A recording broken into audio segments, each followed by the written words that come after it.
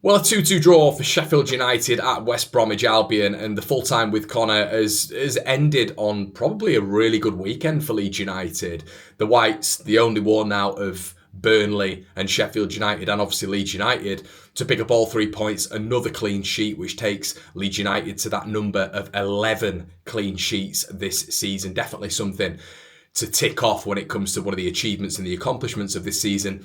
But Leeds, at this moment in time, are ticking on okay. We still have to look at that away form, but there's no point in looking at that away form until we address what's happening on Tuesday night against an extremely good Borough side who have actually managed to do things in our favour this weekend by picking up a point at Burnley. But for me, toward the back end of that Burnley game, they look like the more likely team to win it. And I think two of the teams that we've come up against this weekend have faced two really decent sides in Borough and West Bromwich Albion, who still pose that outside threat. They still pose a threat. And you look at West Bromwich Albion now, picking up a point against Leeds United at home and picking up a point against Sheffield United, where when you look at the balance of things, the XG in the first half favoured Sheffield United, but in the second half, I really thought West Brom grew into the game. Really grew into the game. And it was interesting, the first 30 minutes, I think it should have been 2-0 at least to West Bromwich Albion. It was a pile-on from set pieces, but they're having really nice combinations, especially down on that left, which Sheffield United really couldn't deal with. And then they scored the goal obviously from the set piece, the centre-back picking a really nice header up there. Very similar to Joe Rodon's actually the other day against Derby County. And you thought to yourself, right, well, if West Brom can consolidate right now, you'll start to see something. But you're seeing this a lot, I feel, in the Championship with the quality sides in this division and the demoted sides, really, in particular with Sheffield United and Burnley. You feel like maybe in certain games, the opposition punch them and then they sit back instead of getting that combination in and knocking the opponent out. And that's exactly what happened with West Bromwich Albion. Felt like they sat a little bit, and then Harrison Burrows, who really was fantastic in that first half, picked up the goal contributions and they got right back into it, didn't they? Tyrese Campbell, obviously, getting, I believe, is his fifth or potentially sixth goal of the season to crown off the second goal. And what Sheffield United went in to half-time pretty, very pretty and happy with proceedings. Ultimately 2-1 away at West Bromwich Albion. Hawthorns is easily top 3 toughest divisions in this division to face and win. And it looked like a really good Sunday for Sheffield United. But I have to say this, I thought West Brom were the better side in the second half. I thought they were the better side. I didn't think Sheffield United were able to get the right patterns of play, the right combinations.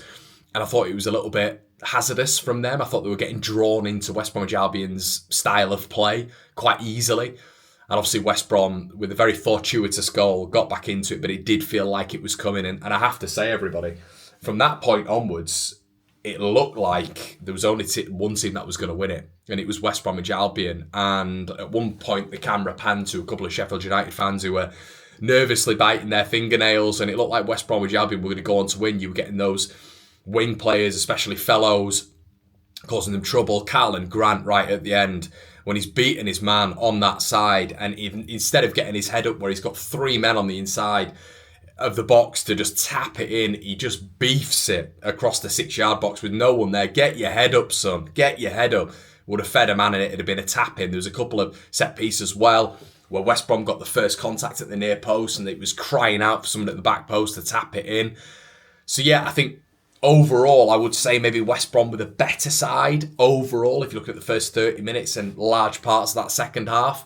But Sheffield United just have that quality that a newly demoted side should have, with, the fact that they're in a very similar position to us, not having the starting 2 centre-backs in Harry Souttar and Anel available for today.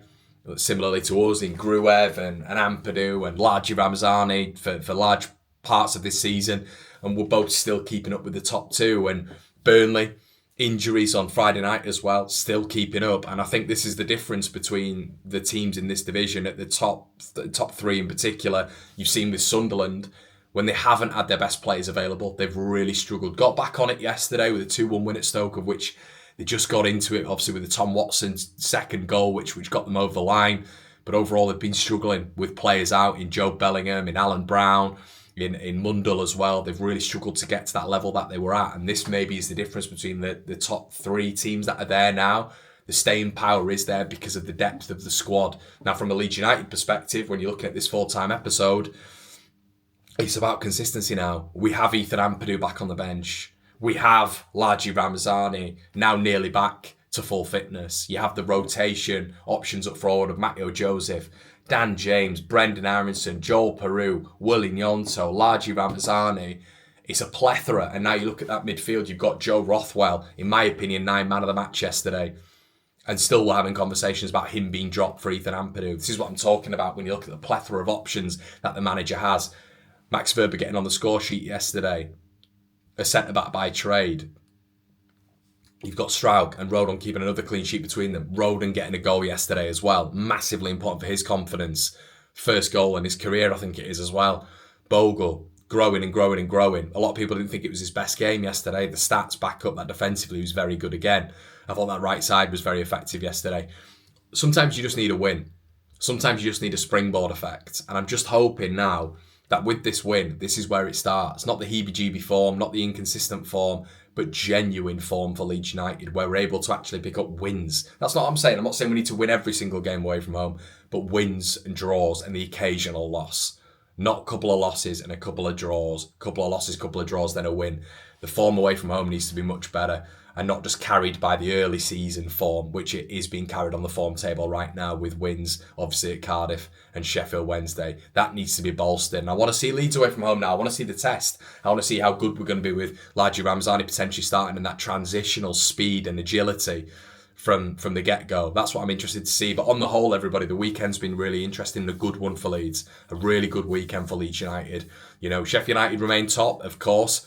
Burnley are in third. But when you look at that numerical value, the quantitative representation of which is the best team, Leeds end the weekend in the top 2. I don't care about who wins the league. And if you do care about who wins the league, we're a point behind Sheffield United. Okay? So 36, 37, 38, 39 are the points tallies. Sunderland, Burnley, Leeds United and Sheffield United. Leeds aren't...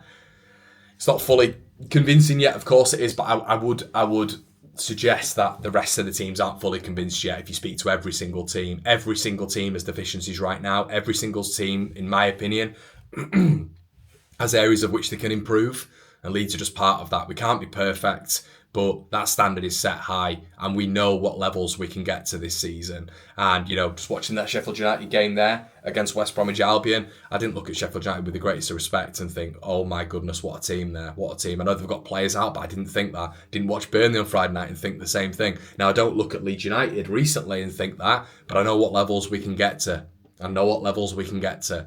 And let's wait and see. Middlesbrough on Tuesday night is probably, in my opinion, going to be Leeds' toughest test of the season. I think their XG represents that. Their patterns of play, how tough they are to break down away from home as well. And what they did to us earlier on in the season in the cup competition, which will give them mass confidence with the amount of changes they made in that game as well. So that's the focus now. Let's move on. Let's enjoy tonight, but let's move on to Tuesday as well, which is going to be a massive game for Leeds United. Let me know what you think in the comment section below, but it's been an absolute pleasure. I'll see you in a bit.